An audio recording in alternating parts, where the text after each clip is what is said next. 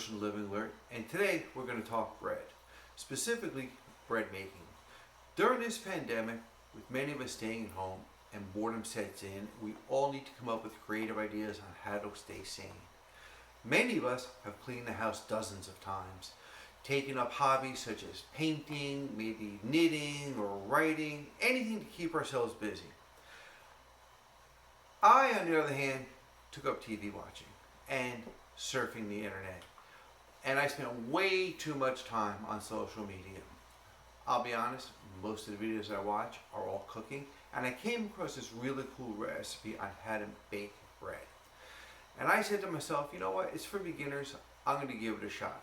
So last week I did, and let me tell you, it was easy and the bread tasted fantastic. Now when I say easy, I mean easy. 4 ingredients, 5 steps, that's it. Oh, and did I say no kneading at all? As I mentioned earlier, all we have is 4 ingredients, that's all we need. Now I call it artisan bread. My dad, he calls it peasant bread because all you need are 4 ingredients and everybody's got the 4 ingredients. I like artisan, it sounds better. So here are the 4 ingredients. We have flour, yeast, coarse salt, and water. Now, how much flour you need? 3 1/4 cups. Now they say bread flour. I have all-purpose flour, and you can use all-purpose on a 1-to-1 ratio without a problem. 2 teaspoons of instant yeast, 2 teaspoons of the coarse salt. I use sea salt. You can use kosher salt, whatever kind of salt you want. I have the sea salt. And 1.5 cups of room temperature water. That's all you need, and that's what we're going to use right now. All right, this is how easy it is. In a large ungreased bowl, we're going to take the ingredients, the flour, the salt, and the yeast, and whisk it all together. Doesn't have to be perfect, you just want to get a good blend of everything all together. See? It just blended together very nicely. Knock off your whisk. Now we're going to take the water, and we're going to pour it in. And now I always recommend using a heavy spatula, a really good one, because it's going to get tough when you mix it. Okay, so get a nice wooden one with a rubber end if you can. So I'm just going to pour the water in. Remember, it's 1.5 cups of room temperature water. And now we're just going to start mixing. And as you can see, it's going to get thicker and thicker as I'm mixing it. And you're just going to keep mixing. This process is going to take it could take up to a minute, maybe longer, maybe shorter. Just depends. And see, it's already getting thick and very hard to mix. That's why you got to use a sturdy spoon. Try to get all the sides. That's why a good rubber one is great. And you see, it's almost there.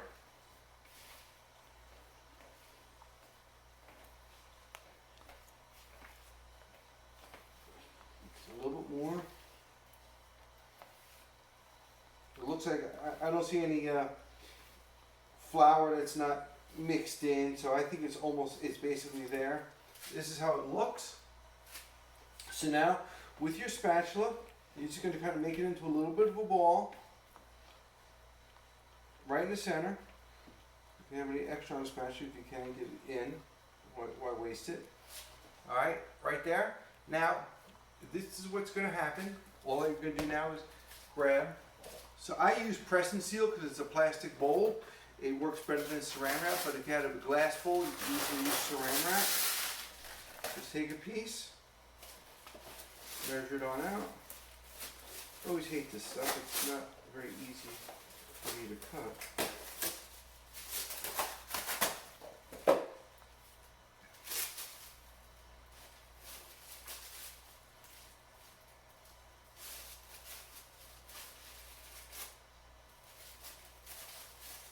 Alright, well, I'm not very good with this stuff either.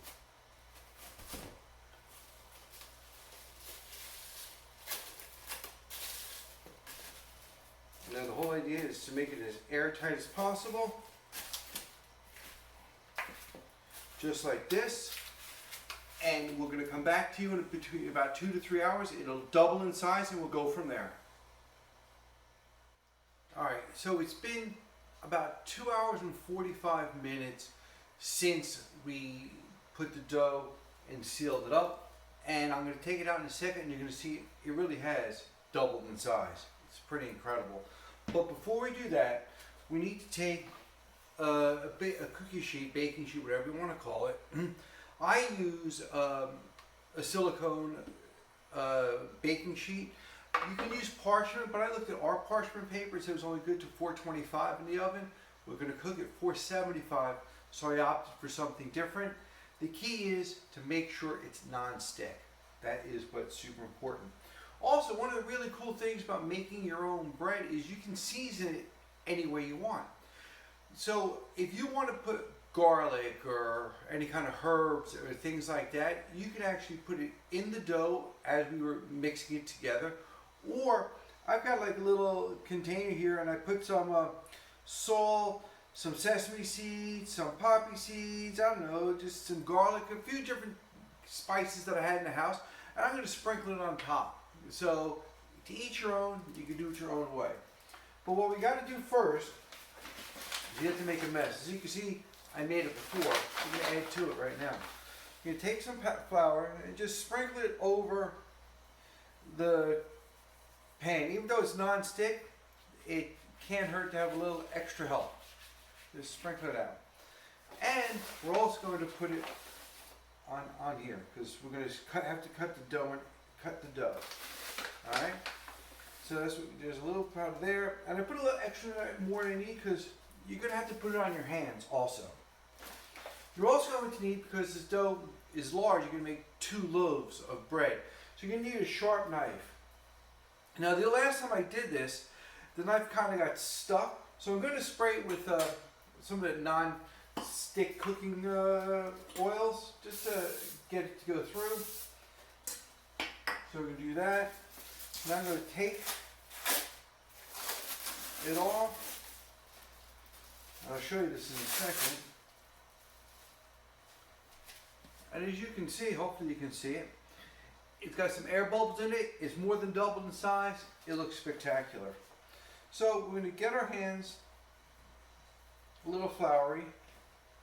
Try to get it out as best as we can onto the table or the counter, whatever you're using.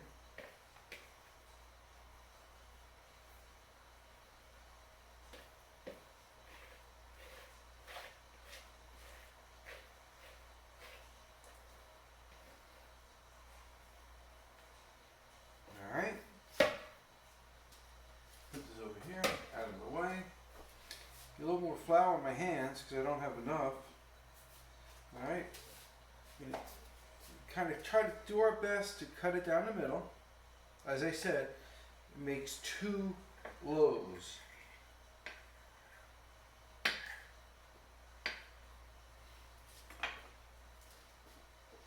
I'm going to take one. And all I can do is, see, I don't have enough flour on my hand. I thought I did. I'm going to just kind of stretch it out.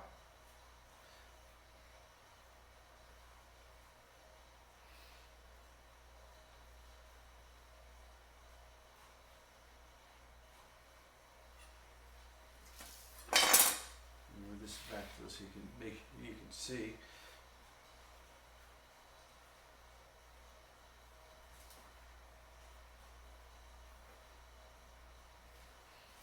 Take the other one, do the same thing. Try to get them a little bit apart because they are going to spread.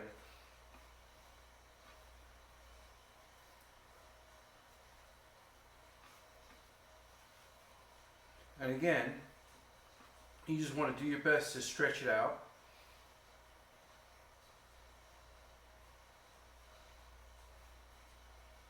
And now, let's stretch it a little bit more.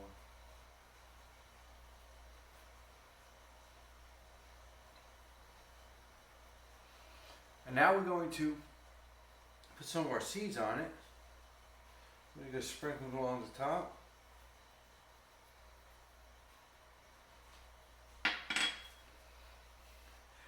And that's what we're going to do. Now, what I'm also going to do is I'm going to take a smaller knife, spray it again. I found it works best. And I'm just going to cut like a couple of slices. It's really more decorative, I found. But if you can, cut a couple of slices right on in.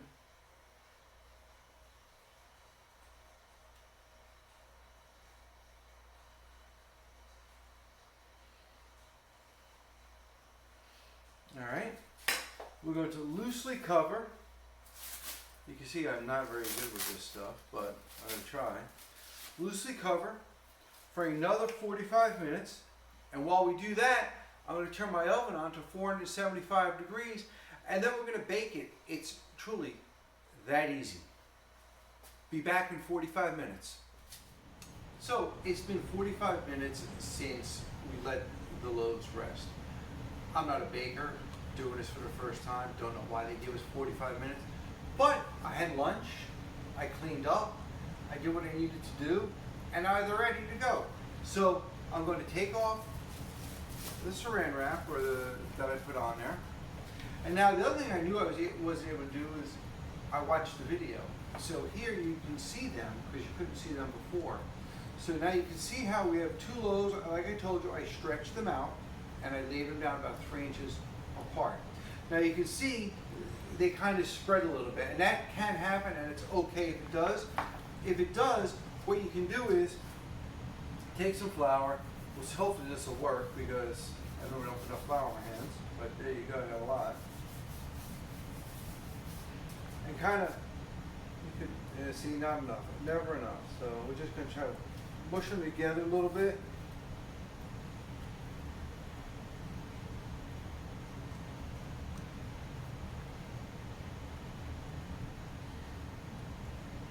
As I have to do.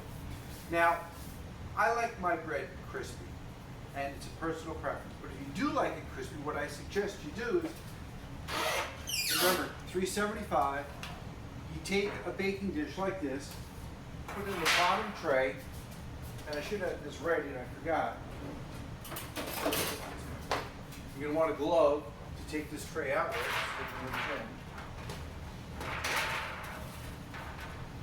Take some boiling water, pour it right in, a couple inches up, slide it back in, and now take your bread, put it right in on the middle shelf. The steam is going to make the crust crispy and crusty. Now it's going to be in it for about 20 to 25 minutes, and one way you know that it's ready to come out is when you tap it, it should have a hollow sound. So I will see you in about 25 minutes. We'll tap it, and we'll hope for the best. Okay, so it's been 23 minutes, and as you can hear, the timer's going off. So I'm going to grab myself a couple of these mitts and a knife so I can test the hollowness. Turn this off.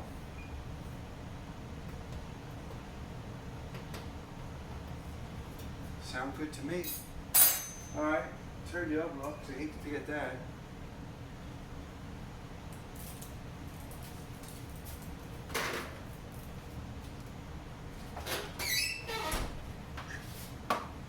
Hot, hot, hot, hot, hot. Here they are, ladies and gentlemen. The loaves. As you can see, they browned up nicely. The slits went through, so they spread out nicely.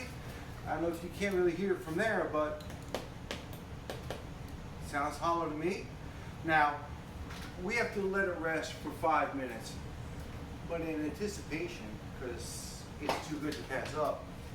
I already got my bread knife out, got my plate, got my knife, got my butter. I'm ready to go. I'll see you in 5 minutes. Alright, so it's been 5 minutes, and and they've rested and they've cooled, and I am chomping at the bit to get to one. So I'm just going to slide one off, get my bread knife, take a nice little slice. Oh.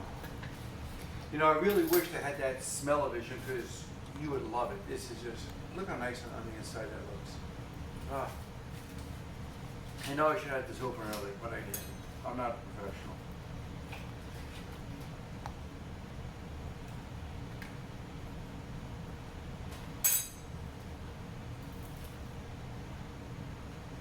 Wow. This wasn't a G movie. This is really good. You know, wow. Now, I will tell you that you can leave this outside the refrigerator for up to about 5 days, and it'll stay perfectly well. In the refrigerator for about 10 days. Now, I hope you enjoyed the video, and you learned a lot, had some fun, because I had some fun. If you'd like to learn more about Personal Living Alert and what we do and how we can help, you'll see our link on the bottom of the video. If you have your own recipes, you've done your own cooking, email them to us. We'll put them on our next episode, and thank you very much for watching.